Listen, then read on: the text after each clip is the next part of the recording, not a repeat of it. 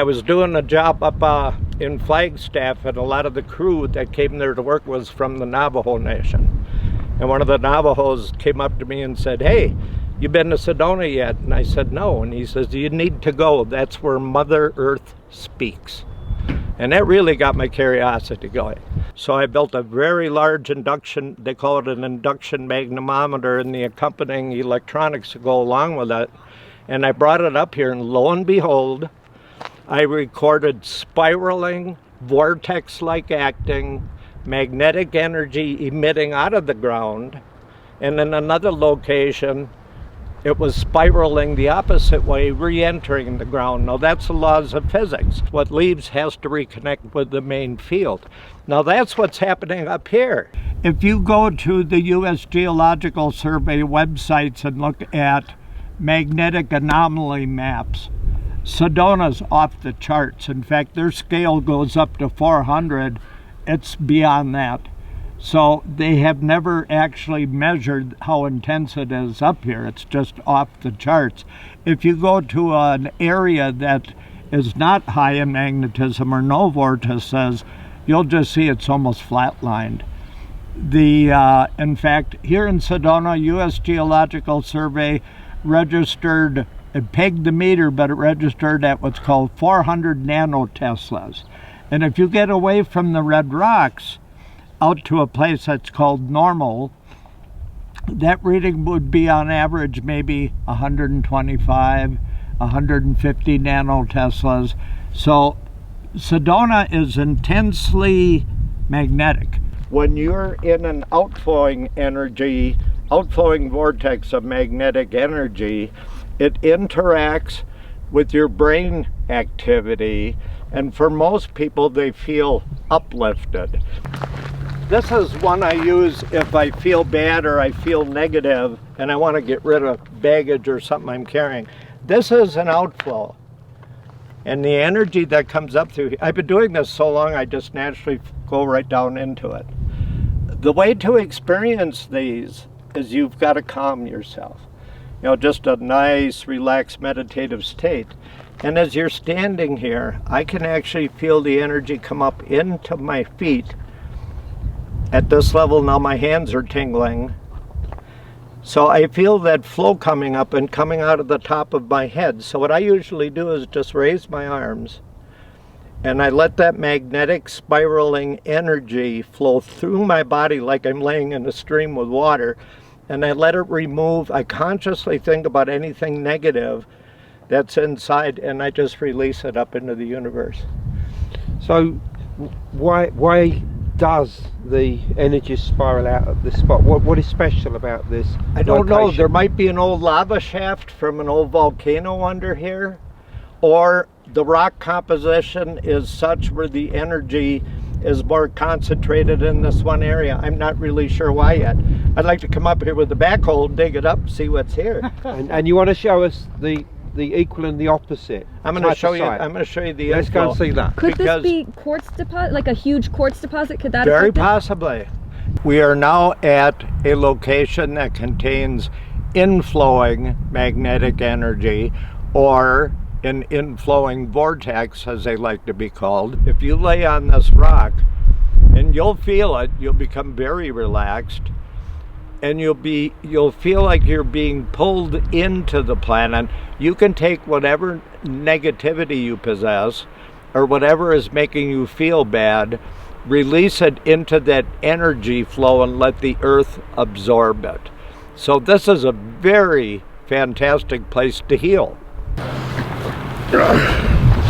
Right, what do I feel after lying down there? I feel almost as if I am falling down. Now that's energetic because it's within the body, and obviously I'm not about to fall down, so something is going on, and it seems to be the opposite effect to what we get up there, which is something rising up.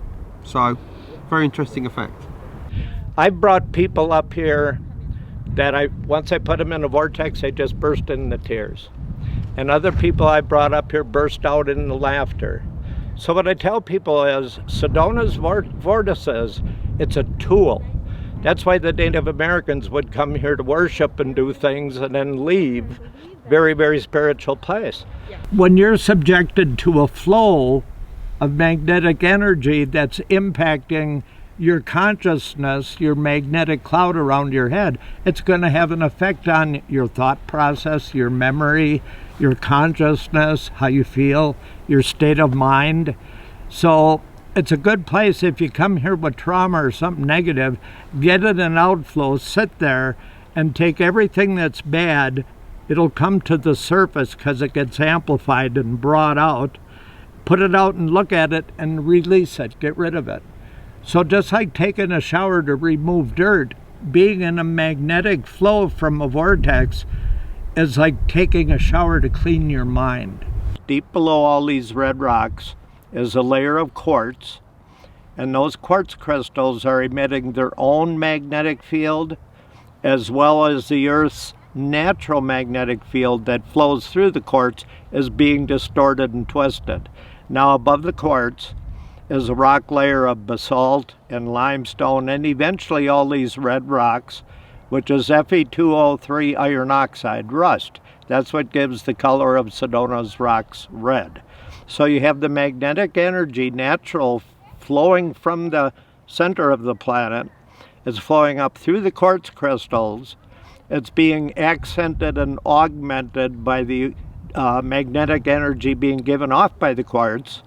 And that is being focused and concentrated and aligned by the red iron oxide in the rocks. And eventually when it reaches the surface and emits out of the surface, it's in a spiraling like action.